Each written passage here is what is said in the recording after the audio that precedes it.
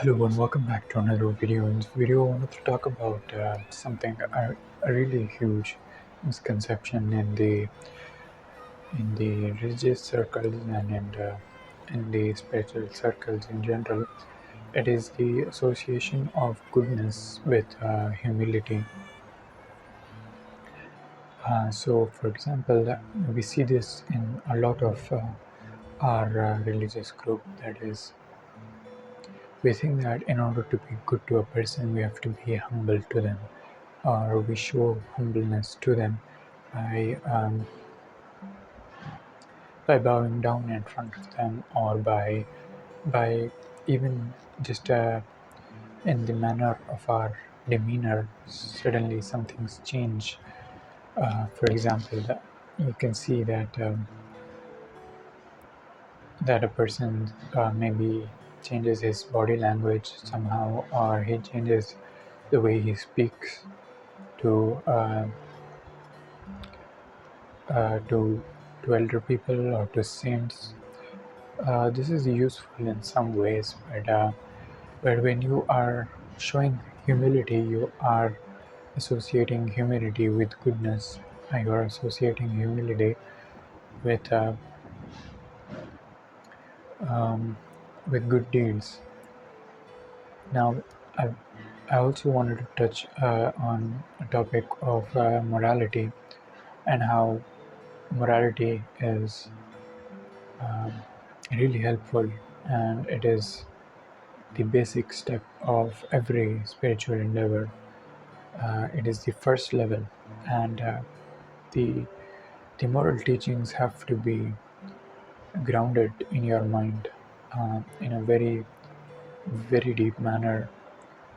But you have to be also able to understand what is morality in a broader sense. So, for example, when a boy or when a young man is growing up, uh, with this sense that morality is giving respect to the elders, he he is usually suppressing his manhood by being humble to others, which is which may not be appropriate for his age. Now, morality should be understood as something that is the truth. You should be true to yourself all the time. You should be true to your individuality. If you are committing a sin, even you're not allowed to be, uh, you're not allowed to confess this sin in the general public, because they are going to stone you for this sin, and the public is not responsible for your actions. They are not responsible for giving punishment or giving judgment to you. Uh, Only God is responsible for uh, the punishment that is going to eventually come to you if you have committed a sin. Uh, but this understanding only ripens when you have actually committed a sin. When you have tasted the effects of this sin, this wisdom that comes only through experience rises inside you. And the universe has a lot of ways to give you this wisdom or this fruit of the knowledge of good and evil. So a person might learn a lot about good and evil through his school, through his societal conditioning, through whatever he has been taught by his parents. But this knowledge turns into wisdom only when he has experienced, or when he has uh, suffered the consequences of the moral law, in good ways and in bad ways. So when you are humble to people in general, you must understand that this humbleness or this humility, whether it is coming from truth or whether it is coming from this identity or this knowledge that you have been given, or whether it is coming through wisdom. Now I can respect a person who is wiser than me, but in order to understand that he is more wiser than me, I should first understand him. And when I understand him, then he is um, he is worthy of your respect. Just because people say that you need to be respectful or humble doesn't mean that you are being good or you are following your following morality. So there is always a difference between your moral knowledge and your moral wisdom. So converting your moral knowledge into moral wisdom, um, it happens over time, but it only happens when you understand the difference between knowledge and action.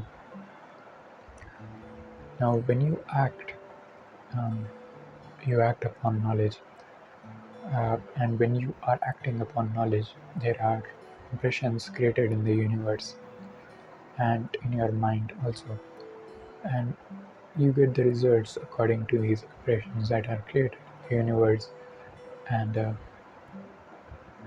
so, when these impressions come back to you, that is when wisdom arises. That is when knowledge is proved to be true through actions. Now, there will be always a conflict for a person who has a lot of moral knowledge, but he doesn't have moral wisdom. Now, a person who has a lot of moral knowledge is always in a conflict. That is, when he is trying to be good, he is in conflict. When he is trying to be bad, he is in conflict. But uh, because his actions are showing completely different results from his moral knowledge. So, if you have been trained to be good, you have been given this moral knowledge, but you see that being bad is sometimes very fun, that being bad is, in fact, very freeing. Why not just uh, go with your friends and have fun? So, there is a conflict between moral knowledge and experience. And when this experience grows, when you have more and more fun, and when you have more and more of these effects of your good or bad deeds come back to your life, that is, the impressions that you have given out in the world come back to your life, that is when you understand morality in a completely different way. Understand the consequences now. That is when you actually truly give respect to elders. That is when you start giving respect to wise people. That is when you give respect to your own father. Before you were acting humbly because you were acting upon knowledge. Now, when the wisdom has ripened inside you, now you will act through an understanding that is much more deeper than mere moral knowledge. So, and also there is a difference between uh, humility and goodness.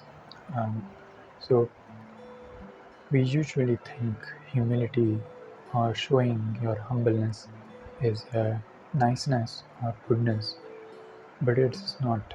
Um, it may be for some people at some stage of their lives, but eventually you need to understand that goodness comes from not humbleness, not humility, or not showing. It comes through understanding, it comes through a deeper sense of compassion. And when you understand compassion, that is when you actually start doing good unto others. Before that, you are merely acting. you are projecting an identity that is completely false. So be courageous to experiment with morality. Of course, there are consequences, and you will reap the consequences of all your actions eventually. What will be done unto you will be what you have done unto others. So, so understand the difference between moral knowledge and moral wisdom, and be true to your individuality. You don't have to be humble. You don't have to project an identity that is good or humble. Sometimes you will have to pick a thorn with a thorn. Sometimes, in order to eradicate evil in the world, you will have to use your voice in a dominating manner, in a manner that may be false, that may be wrong even in people's view.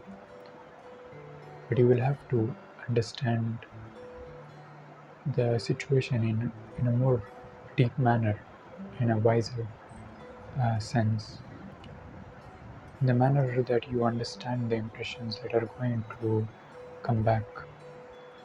And when you understand uh, things and the consequences of events, you will respond in a way that is attuned to this frequency. And sometimes, in order to eradicate a larger evil, you will have to use a smaller evil. In order to discipline a child, you will have to use some kind of force, some kind of violence, in the sense that not uh, an abrupt indication of violence, but you will have to discipline the child through a force, just like you discipline your own self. When you when you tell yourself not to indulge in a bad activity, you force yourself. It is just like that. This force can be applied in a manner to eradicate evil. And speaking from the truth is always liberating, because the truth is vast. Only when you are lying, you are limiting yourself. Everything that happens in your life and all the knowledge that you have gained is the truth that you have understood, and speaking from the truth will liberate you. So speak truth and be, feel, and do whatever you actually feel. Don't be humble when you don't feel humbleness. Don't be good when you don't feel the goodness. And spirituality eventually is going beyond good and evil, it's going beyond duality. So, thank you for watching this video.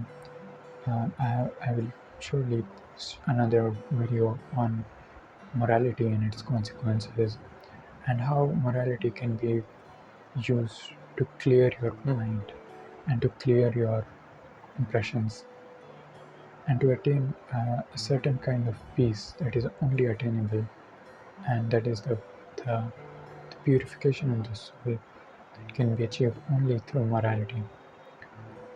There are surely many traditions who do not, especially spiritual traditions, who do not agree with morality. But if you want to have a purity, if you want to have a peace in your life, then you will be have to follow moral code.